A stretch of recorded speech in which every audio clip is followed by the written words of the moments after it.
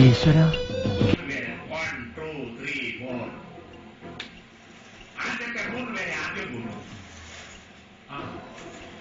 വെടിവെച്ചാൽ ഒന്നിനെ കുത്തിക്കൊള്ളു, ഒന്നിനെ തല്ലിക്കൊള്ളു.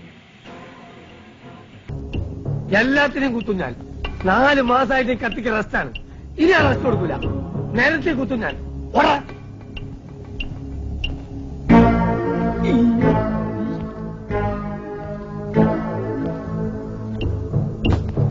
എടാ, എനിക്കെതിരായി സാക്ഷി പറഞ്ഞ തെണ്ടിയുടെ കുടലെടുക്കാൻ വേണ്ടി വന്നാണ് ഞാൻ.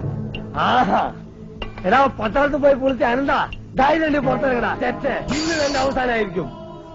എന്റെ ശത്രുവിനെ ഞാനൊന്ന് കുത്തിപ്പോയത് വലിയ തെറ്റായി പോയല്ലേ. എടാ, എനിക്കെതിരായി സാക്ഷി പറഞ്ഞ നിന്നെ ഞാൻ ജീവിക്കാൻ വിടുന്നു വിചാരിച്ചോ?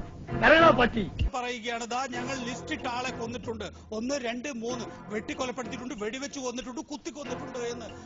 രാഷ്ട്രീയ എതിരാളികളെ വകവരുത്തുക, കൊല്ലുക എന്നുള്ളത് ഞങ്ങളുടെ കാഴ്ചപ്പാടല്ല, ഞങ്ങളുടെ നിലപാടല്ല.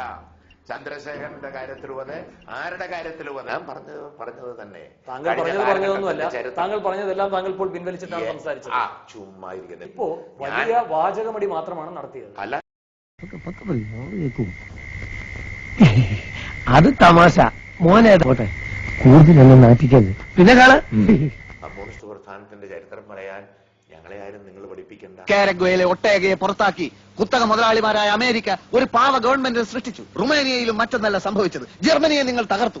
പക്ഷെ വിയറ്റ്നാമിലെയും കംബോഡിയയിലെയും വടക്കൻ കൊറിയയിലെയും ജനങ്ങൾ ഞങ്ങളുടെ ആവേശമാണെന്ന് നീ മനസ്സിലാക്കി. ഇവിടുത്തെ കാര്യം പറയുമ്പോ എന്തിനാ അന്താരാഷ്ട്രത്തിലേക്ക് ഓടുന്നത്? പി ജയരാജൻ നാളെ നിങ്ങൾ വെട്ടിപ്പരിക്കേൽപ്പിച്ചു, ഉത്തരവാദിത്തം ഏറ്റെടുത്തിട്ടുണ്ടോ? മനോജ് എന്നയാളെ നിങ്ങൾ വെട്ടിപ്പരിക്കേൽപ്പിച്ചു, ഉത്തരവാദിത്തം ഏറ്റെടുത്തിട്ടുണ്ടോ? റവല്യൂഷണറി മാർക്സിസ്റ്റ് പാർട്ടിയുടെ സഖാക്കന്മാർ.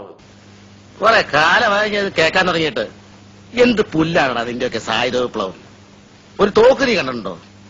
ബോംബ് എന്ന് പറഞ്ഞ എന്താണെന്ന് നിനക്കറിയാവോ? അവന്റെ അമ്മയുടെ ഒരു സായുധ വിപ്ലവം.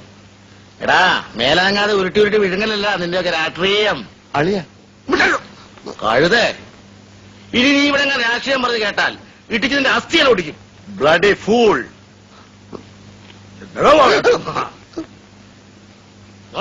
DGP 3 കൊലപാതക കേസുകളുടെ പുനരന്വേഷണത്തിലേക്ക് പോകണമെന്ന് പറഞ്ഞിരിക്കുകയാണ്. താങ്കളുടെ പ്രസ്താവനയെ തുടർന്ന് എങ്ങനെ കാണുന്നു അതിനെ? അത് വന്നാൽ വരുന്ന വഴിക്ക് നേരിടും, അത്രേ ഉള്ളൂ. ആ കേസുകൾ പുനരന്വേഷിക്കേണ്ടതുണ്ടോ?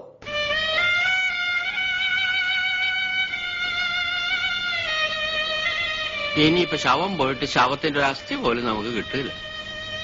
അധികാരം കയ്യിലില്ലെങ്കിൽ പാർട്ടി തന്നെ ഒരു ശവമാണ്. ഉത്തമൻ തുടങ്ങി 11 പേരെ ആ പ്രതികളാക്കിയിരിക്കുന്നത്. അതൊന്നും കുഴപ്പമില്ല, നമ്മളെ പ്രതികളാക്കാൻ തന്നെ ഭാഗ്യം. അവരെത്ര കാലം ഒളിവിൽ കഴിയും എന്റെ ഈശ്വര. ഈശ്വരനോ? എന്താണ് കോട്ടപ്പള്ളി ഇത്? നമ്മുടെ പാർട്ടിക്ക് ഈശ്വരൻ ഇല്ലെന്ന് പറഞ്ഞിട്ട്? സോറി, ഒരു അബദ്ധം പറ്റിപ്പോയതാണ്. ഉത്തമനും കൂട്ടി എത്ര കാലം ഒളിവിൽ പോയാലും നമുക്കൊരു പ്രശ്നമില്ല. അവരെ കൊണ്ടിപ്പോ വലിയ ആവശ്യമൊന്നുമില്ലല്ലോ. അത് ശരിയാ, അടുത്തൊന്നും ഒരു തെരഞ്ഞെടുപ്പൊന്നും വരാനില്ലല്ലോ. അവർക്ക് ആര് ഭക്ഷണം കൊടുക്കും? എങ്ങനെ ജീവിക്കും? എങ്ങനെയെങ്കിലും ജീവിക്കും. അവനൊക്കെ ഇനിയുള്ള കാലം മുഴുവൻ ഒളിവിൽ പോയാലും RDPക്ക് ഒരു പുല്യം സംഭവിക്കാൻ പോകും. അങ്ങനെ പറയരുത് സാർ. പിന്നെ എങ്ങനെ പറയണം? ഞാൻ നമ്മുടെ പാർട്ടിയുടെ ഇമേജ് വർദ്ധിപ്പിക്കാൻ വേണ്ടി ആലോചിക്കുമ്പോ പരിപ്പുവടയും ചായയും.